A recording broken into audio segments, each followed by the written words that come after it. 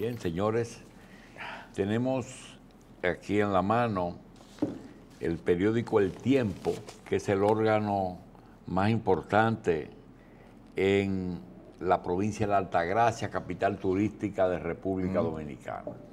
Provincia de la Altagracia, y el periódico, pues, porque lleva 237 publicaciones en 4 años, significa que el periódico es semanario, ¿verdad? Es un semanario muy bien diseñado, con un alto contenido de importancia, y le agradecemos muchísimo a sus directivos, a Rosana Figueroa y a Fred Inver,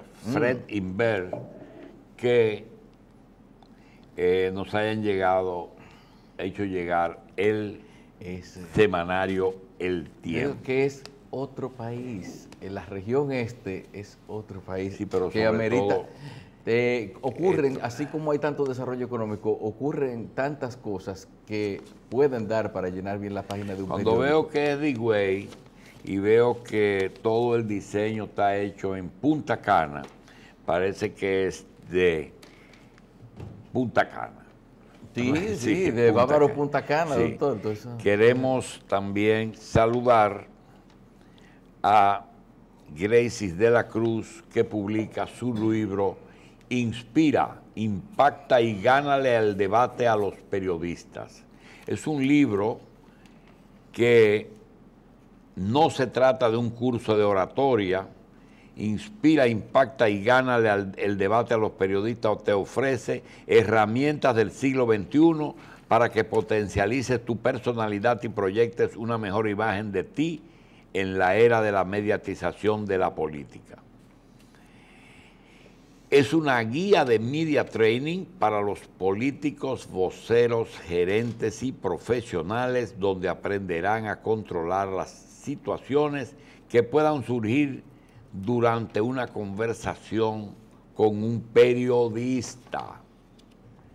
Este tema es interesantísimo y les recomendamos comprarlo a Gracie de la Cruz, que tiene una dirección cable gráfica. Aquí está. Lo pueden adquirir en la página graciesdelacruz.com. graciesdelacruz.com. Ahí por $15, 15 por 5, 750 pesos más correo. Bien, también queremos invitar el lunes 8, que es mañana, a la Asociación Dominicana de Periodistas y Escritores a los premios Caonabo de Oro, mañana en la Sala de Cultura Aida Bonelli del Teatro Nacional. Queremos invitar también el día martes 9, pasado mañana, a la entrega de los premios de la Fundación Corripio. Es el evento más importante en la entrega de premios a las obras. Ese es el Nobel Dominicano. sí. Vamos pues. Así mismo. Sí, el Nobel Dominicano Sí. en libros.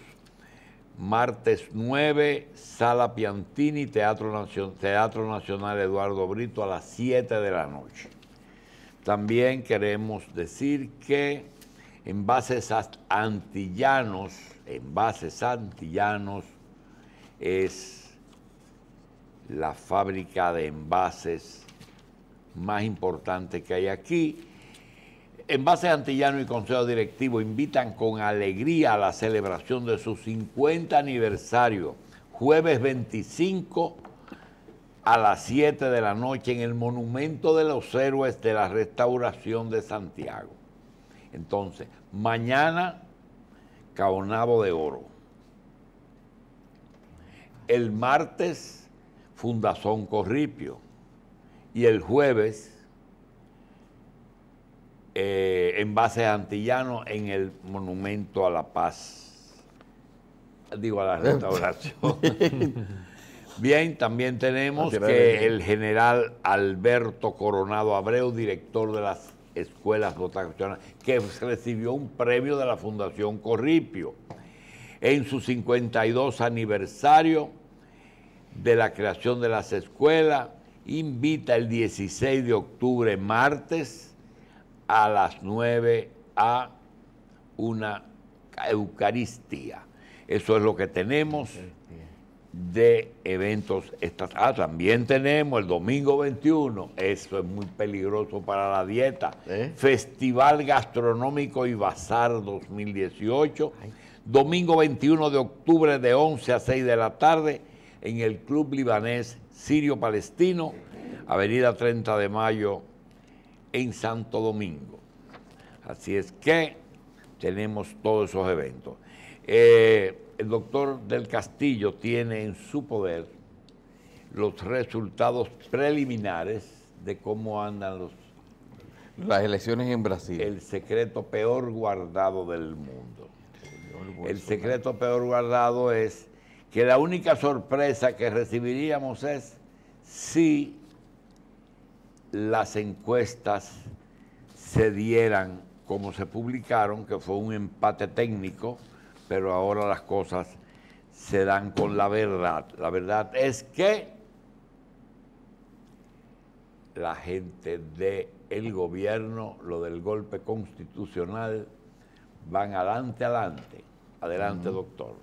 Bueno, el señor Bolsonaro, con el 99% de los votos escrutados, recibió un 46.2%, y el señor Haddad, que es del Partido de los Trabajadores, el delfín de Lula, como le dicen, obtuvo un 29.1%, una diferencia de un 17% más o menos. Que eso no daban las encuestas, ¿verdad? No, porque las encuestas daban 32 a 22, una diferencia de 10 puntos porcentuales.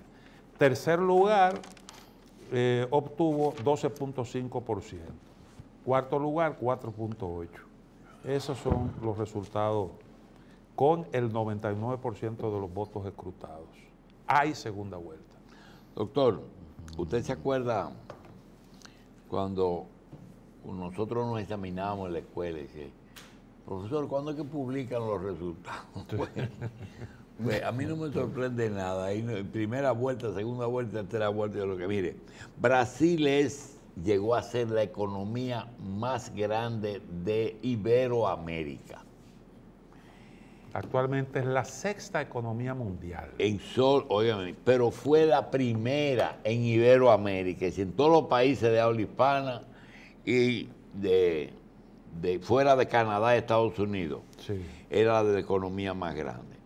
Y esa economía es destruida en sus raíces de un golpe y porrazo por Estados Unidos y la derecha brasileña, que se llevaron al presidente de Brasil, Luis Ignacio Lula da Silva. Dilma Rousseff, la que lo sustituyó, se fue también. El empresario más importante de Brasil y la empresa más importante, Odebrecht, se fue para la cárcel. El congresista, un diputado de mayor, el más valorado de los diputados de Brasil, preso. Y el ministro de más prestigio, preso. Aunque las acusaciones son no irrefutables, pero son importantes. Entendemos que no es verdad que Brasil era lo que nosotros creíamos hasta la llegada de Lula, que era Brasil. ¿Qué creíamos? Que eran novelas brasileñas, que era Mato Grosso, que era fútbol, Pelé, que era carnaval y mujeres, pero además de eso se destacó en economía, en política y en medio ambiente. Cuando uno ve que ya Brasil no es lo que era, sino que era mucho más que eso, entonces un país que su padrón cuenta con 145 millones de votantes inscritos, de 544,000 urnas, con 500,000 de brasileños en el exterior, registrados como votantes, y con 940,000 brasileños que van a las urnas con ayuda porque son discapacitados. Un país de ese tamaño, usted tiene que tomarlo en cuenta. Pues eso se lo llevó de paro y no es verdad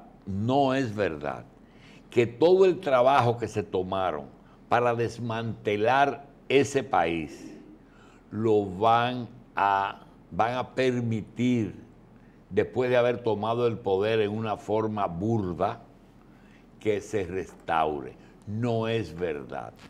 El tema es que cuando usted tiene que decidir entre dos males, usted tiene que elegir el menos mal. No quiero decir que estemos apoyando corrupción ni los métodos, pero lo que ellos hicieron lo han hecho empresas norteamericanas toda la vida, doctor, toda la vida.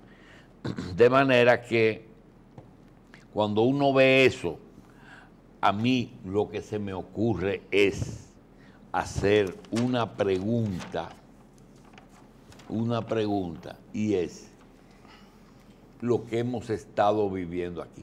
¿Cómo es posible? Nosotros hablábamos con ADP, tenemos que ser de oposición. Entonces usted va a ignorar que en la República Dominicana 74 colegios católicos se hicieron miembros, entregaron sus colegios de educación porque no podían competir con los salarios de educación porque pagan mejor en el Estado que en el sector privado. No podían ofrecer por ese precio comida, almuerzo, merienda y desayuno. Y entregaron 74 colegios. Faltan aulas, pero hay 10,000 hechas, doctor. 10,000 aulas. Una mamá puede llevar un muchacho a las 7 de la mañana a la escuela y buscarlo a las 4:30 y poderse dedicar a trabajar, a estudiar o a dormir, a descansar, lo que ella quiera. Y eso lo van a obviar, no se va a reconocer. Aquí ustedes pueden coger el teléfono, llame al 911. ¿Usted cree que eso es gratis? Eso, mantener esa estructura en los pueblos cuesta y cuesta mucho. Y ha logrado hasta el personal, los recursos humanos han respondido. Usted sabe que aquí hay ya 4,5 millones de dominicanos que tienen su seguro de SENASA y de Humano y de todas las ARS. Lo que quiere decir que con sus familias posiblemente solamente exista 1 millón que no tiene cobertura. Un país en donde, desgraciadamente, el presupuesto se hace para 10 millones de personas y no cuentan los extranjeros que reciben atenciones médicas.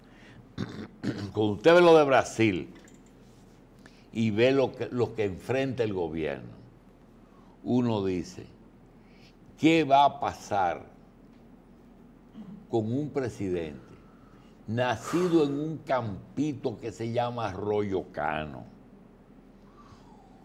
¿Qué posibilidad tiene de ganarle un pleito al representante de los Estados Unidos en República, que ha dirigido casi personalmente o a través de Participación Ciudadana, que es su representante?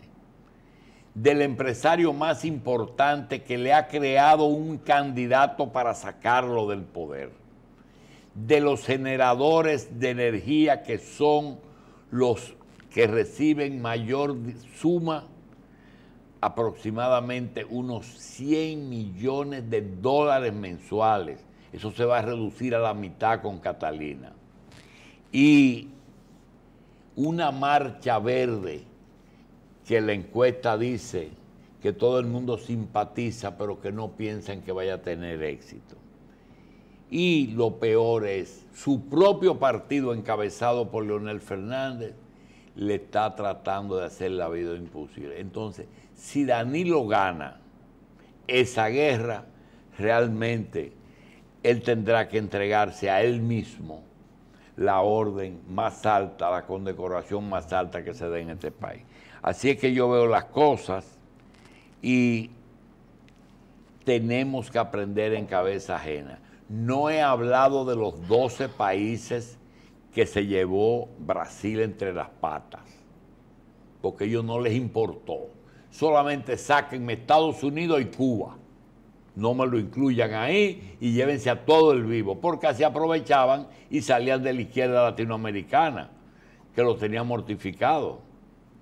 Ahora tienen el problema de que si China se atreve a tocar o ayudar a alguien, y ya lo ha hecho, ya hay 4 países de América Latina que han roto con Taiwán. Vamos a ver entonces cómo va a terminar esta película mala, porque yo también creo que hay algunos pleitos que se van a perder. Doctor, esas elecciones de Brasil, ¿usted cree que existe alguna posibilidad remota de que alguien que no sea la derecha gane? Bueno, hay un signo ahí un poco preocupante. Digo preocupante porque honestamente no escondo mi simpatía y mis antipatías también, porque evidentemente que yo creo que un hombre como Bolsonaro es peligroso para Brasil. Pero hay un elemento que es preocupante y es el hecho de que es el candidato que más ha estado creciendo, a pesar de que las encuestas decían que el índice de rechazo, la tasa de rechazo de ese candidato era muy alta. Sin embargo, de un momento a otro creció, y creció mucho, porque las últimas encuestas, las encuestas que se hicieron en el último tramo de esta campaña electoral lo colocaban a él primero en un 29%, 28%, y estuvo mucho tiempo ahí y se llegó a interpretar como que ese era su techo. Sin embargo, de repente él comenzó a subir y llegó hasta un 46%, que fue lo que obtuvo en las encuestas. Quiere decir que él ha estado creciendo y los sondeos pues registraron realmente ese crecimiento. ¿Hasta dónde eso va a seguirse produciendo? Yo creo que es una incógnita. La diferencia entre el primer y el segundo lugar son 17 puntos. Eso es mucho. Y yo no veo una segunda vuelta clara tampoco en favor de... Si usted le suma los votos del segundo y el tercer lugar, que fueron un 12 y un 4%, eso no es suficiente para alcanzar a Bolsonaro. Y se supone que de esos votos algo debería llevarse el que quedó en la primera posición. De manera que yo realmente veo ahí un panorama un poquito sombrío. No solo un poquito sombrío porque déjeme decirle una cosa, la derecha brasileña, aquella gente que auspiciaron el golpe contra Dilma y aquella gente que ha estado tratando de darle la vuelta al Brasil y ponerlo patas arriba, no está cosechando en términos políticos lo que ellos siempre esperaron. No lo están logrando, porque Bolsonaro fue realmente un tiro por la culata, porque ese no era su candidato. Y ese no es el hombre temer. Yo creo que él ha optado por entenderse con ese sector, porque Bolsonaro representa un sector de los militares que siempre fueron en Brasil un partido político. Siempre fueron un partido político. Le decían el partido de los uniformados. Por eso es que hubo un comunicado de unos exmilitares que dicen que de no ganar ese señor, ellos no van a aceptar los resultados. No, Bolsonaro decía eso. Yo nada más acepto el resultado de las elecciones si me favorece. Digo así. Sí, dijo así. Y el que es jefe del ejército hizo una serie de pronunciamientos que evidentemente decían claramente que él tenía una simpatía y que esa simpatía eran por ese candidato. Y en contra del candidato del PT, específicamente en contra de ese candidato, fueron posiciones muy contrarias a Lula y muy contrarias al PT. Y además de eso, ahí se produjo un fenómeno. El día 13 pasado, el 13 de este mes, el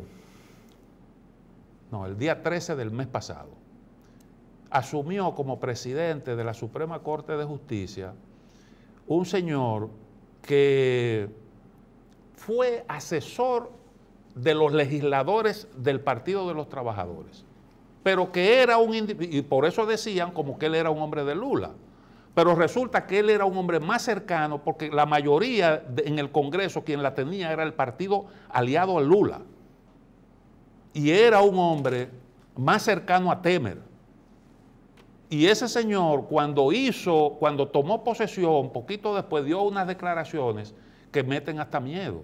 Y él decía que la sonada del 64, lo que dio inicio al golpe de Estado, que duró la dictadura que se instauró a partir de ahí hasta el 85, no era realmente un golpe de Estado, sino él lo definía como un movimiento.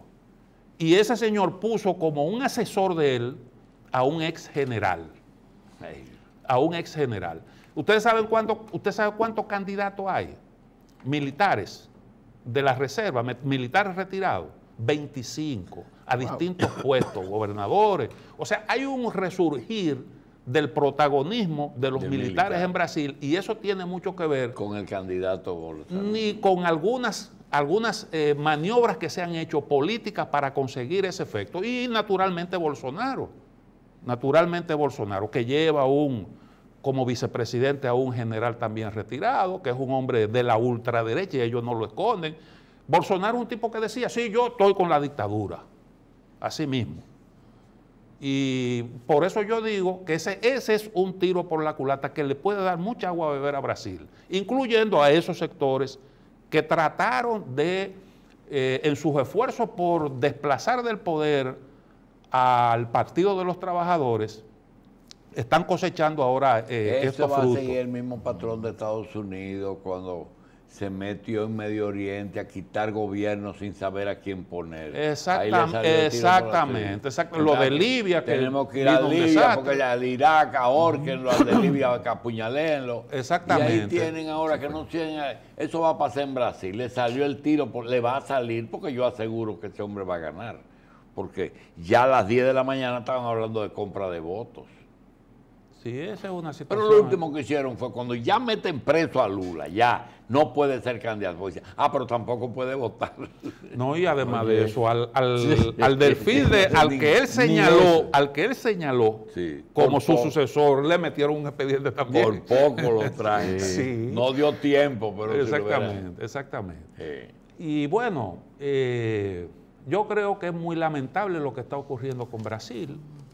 Muy lamentable porque ese es un país con un tremendo potencial y está pagando muy caro toda esta situación de inestabilidad política.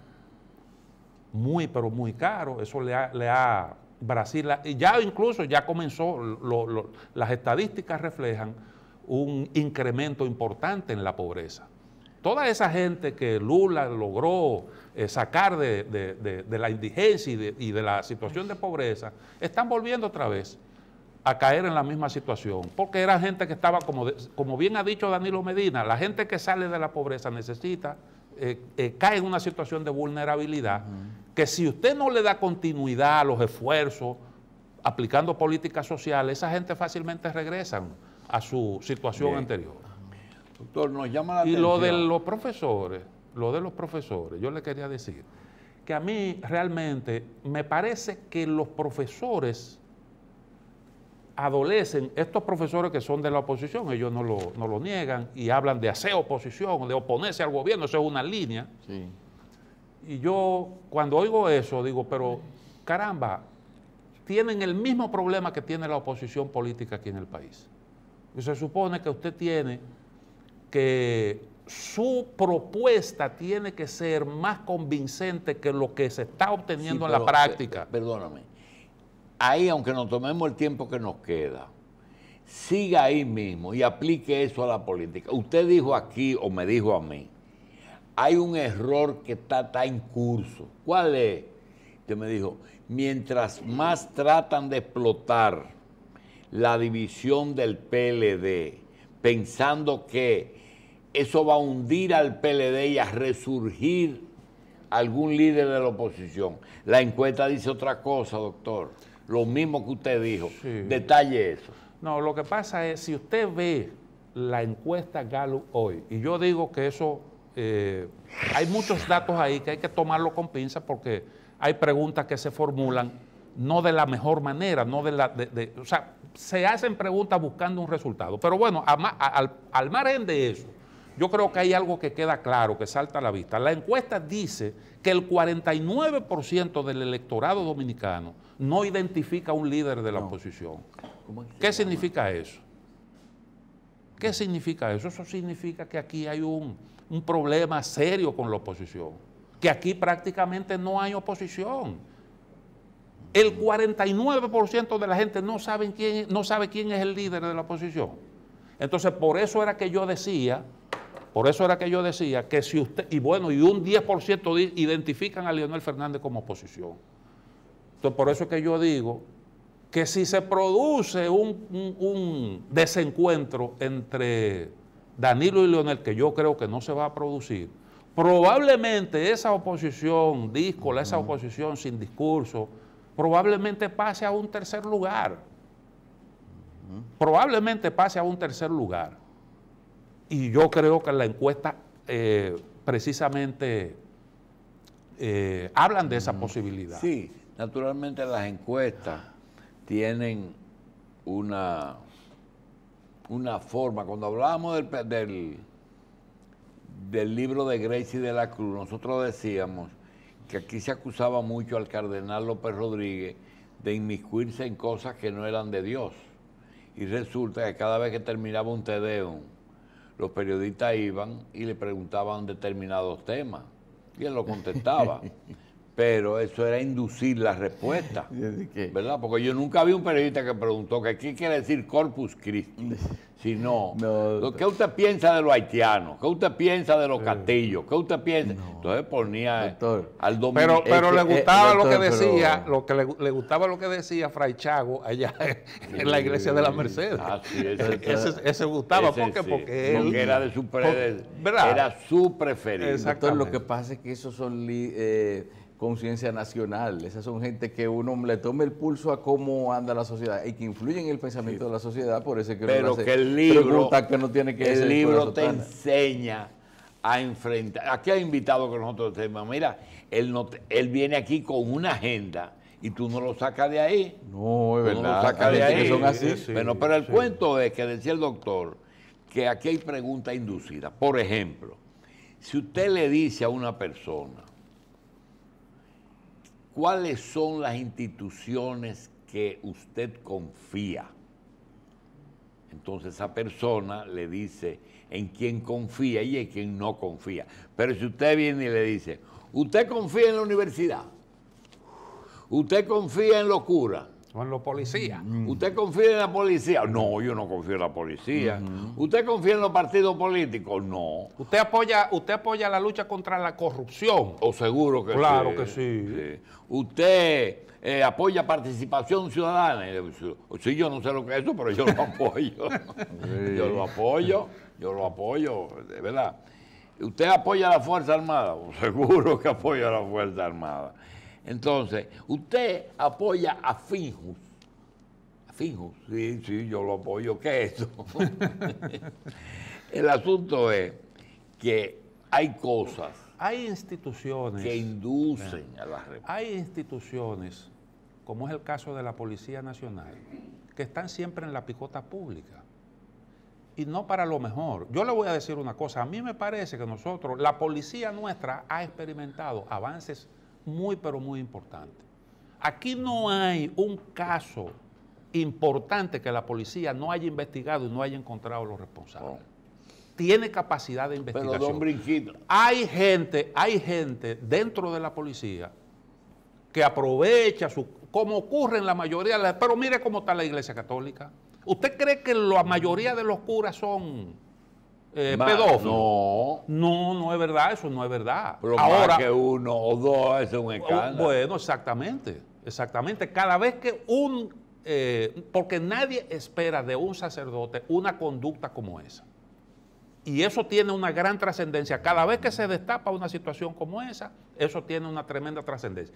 Ahora, naturalmente, la iglesia, aquí había una situación que la iglesia, que fue cambiando, la realidad dominicana fue cambiando y la iglesia se fue quedando atrás en esos aspectos. Igual que hay cosas, por ejemplo, lo de Leo Mato Berrío. Mire, yo me he roto la cabeza y caramba, es verdad, él tuvo un homicidio. Una situación ahí. Pero sí. yo digo lo siguiente, ahora a los 35 años, yo lo que creo es que eso es contra Ramfi Trujillo.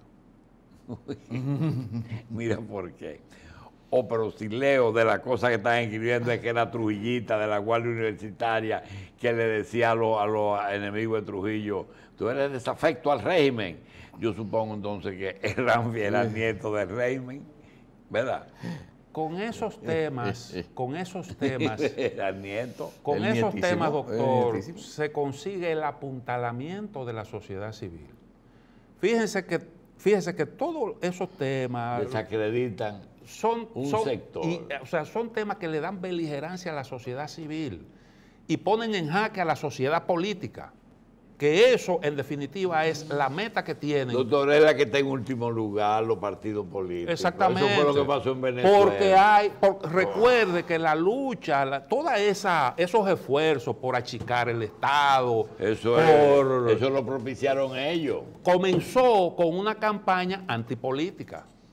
¿Por qué? Porque era desacreditar a los partidos de forma tal que eso le abriera el camino, o sea, debilita, esa es la base de sustentación de los gobiernos. Y entonces eso es lo que permite la reforma para que el mercado sea el que decida y toda esa... Eso es. Y entonces la sociedad civil se apuntala con esos temas. Fíjense que ya aquí hay un Me Too también. Lo anunciaron un grupo de mujeres. Aquí hay un Me Too también. Y con ese tema querían invalidar a un juez, a una persona que lo estaban promoviendo a la Suprema Corte de Estados Unidos. Y eso yo creo que son... Sí, pero tenemos que estar conscientes de eso que usted está diciendo. Mira, en el primer siglo de la era cristiana, el objetivo era el cristianismo. Esos eran los perseguidos, eran los malos de la película, ¿verdad? Después venían la eliminación de eso a través de la Edad Media con el ateísmo y esas cosas que se pusieron de moda. El feudalismo, se fueron desmontando todas esas monarquías. El nazismo en la Segunda Guerra Mundial, el comunismo durante 70 años, el judaísmo en ciertos países son enemigos públicos número uno. Después vinieron entonces ahora recientemente vino el problema de drogas, de lavado, del islamismo, ¿verdad? El acoso, ahora estos son los de ahora: acoso, pedrastía, corrupción, posverdad, redes sociales, superpoblación, China y Estados Unidos. Y aborto. ¿Verdad? Sí. Eso es lo que, porque ponen un objetivo, eso que tú estás diciendo, deteriorar cosas para que alguien emerja. Y a veces se equivocan, doctor. Sí. Lo de Brasil se están equivocando. Sí. ¿Verdad? Sí, se están equivocando. Sale el ¿verdad? tiro por la Le culata. sale el tiro por la culata. Entonces, esas cosas es la que uno tiene que preservar. ¿Cómo lo hago yo? Me voy por lo menos malo, que es lo único que te puede decir. Saddam Hussein lo colgaron, pregunta por eso. ¿Sabes lo que está apareciendo hoy? Un pendejo del ISIS cayéndole a martillazo a una obra que tiene 5.000 años, doctor, a mandarriazos, porque quiere borrar la historia, la prehistoria. Señores, yo entiendo que nosotros debemos aprender en cabeza ajena y estamos haciendo todo lo posible por caer en los mismos errores que ha caído la mayoría de estos países que tienen problemas. Sin embargo, uno abriga la confianza, la esperanza de que el partido que está gobernando, que por cierto, su error es que ha cobrado mucho ha cobrado muchos honorarios por su gestión. Es lo que yo entiendo. Bueno, pero usted hablaba del hombre de Arroyo Cano. Sí. Y del gran reto que tiene y de la... Bueno, mire la encuesta. Y déjeme decirle una cosa, esa encuesta se hace 2 años después de que aquí celebramos unas elecciones. Y esos 2 años, durante esos 2 años, quien más esfuerzo ha hecho en el escenario político no ha sido precisamente el gobierno. El gobierno lo que ha estado, o el partido en el gobierno lo que ha estado es inmerso en una trifulca interna que de alguna manera lo ha desgastado. Pero aquí habían marcha verde y un empuje de la oposición con el tema de la corrupción. El gobierno, o sea, el gobierno en su obra de gobierno y el partido de la oposición en esa dinámica autodestructiva. Y tiene ese posicionamiento. Imagínese usted si las cosas, si despega el partido de la oposición y logra superar esos problemas internos, ¿qué ocurriría en República Dominicana? No hay oposición y el único gobierno va a seguir, porque eso es lo que hay. Ahora, tú decías ahorita algo, quiero despedirme con eso, y nosotros hemos caído también en eso de que lo peor, que la corrupción no es solamente en el gobierno, que hay un sector en que se mueve más dinero que en el propio gobierno, que es en la justicia, porque la corrupción judicial desde la policía, los fiscales, los ministerios públicos, los jueces, los abogados, eso es un desastre. Hasta las cárceles, doctor. Aquí hay gente que paga para que mantengan en prisión personas. Eso necesita otra explicación, pero nosotros queremos poder decir también que si tú revisas los tribunales, los principales casos están en tribunales aquí. Entonces, ¿por qué se dice que hay impunidad? Porque quieren el culpable de ellos. Odebrecht está en los tribunales, pero si no está Danilo, no, hay impunidad. Y no hay transparencia. Y hay algunos que no se pueden tocar. Que algunos creen que no deben estar. Pero tú coges todos los tribunales y todo. Mira, Emily fue esta semana noticia, otra vez. El Emily era de San Francisco. Sí. Señores, nos vemos mañana. Ustedes verán a Carlos a las 4:30 aquí. Nos vemos mañana.